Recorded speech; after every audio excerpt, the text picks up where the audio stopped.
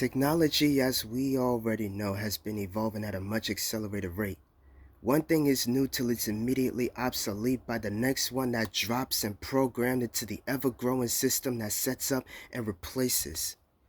Like an overly elaborated assembly line from an assembly line from the assembly line that manufactures and processes more and more ways to make things easier and convenient for us, just so we don't always have to work so hard to search, to play, to pay, to interact, to build, to sell, to entertain, to broadcast. Yet the cycle continues trying to have comebacks only for backfires to just be a temporary setback till the conveyor belts move.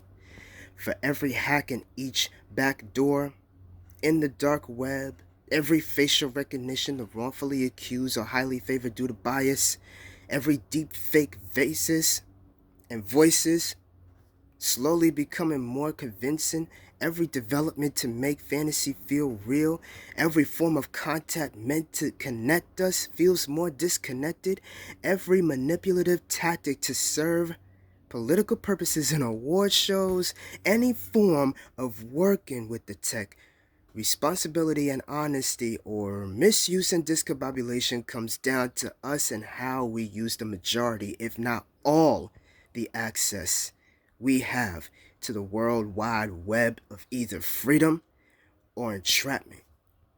So there's the cost that surprises none of us.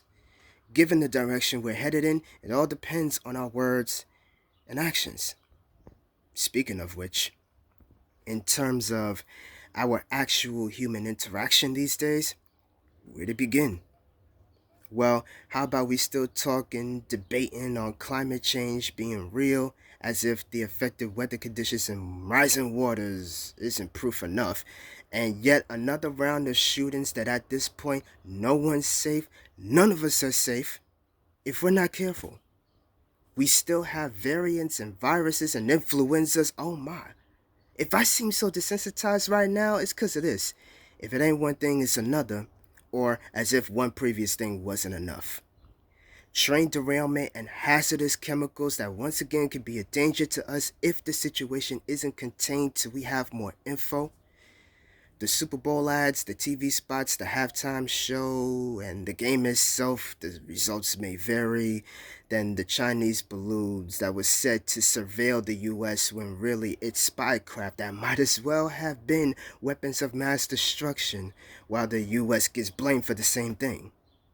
7.8 has shaken up faith and mind states as the death tolls increase while the survivors climb from the rubble. Too many scenarios to count, as it's so many articles, tickers, and reactions that's ultimately divisive. With all the fictional ahead of its time, and in the now pop culture that depicts machines and AI taking over the world while politics and citizenship comes into conflicts with morality and reason, that is. Because on one end, those seeking higher power, and on the other end, there's the resistance of the people. If only the latter were that easy. But here we are.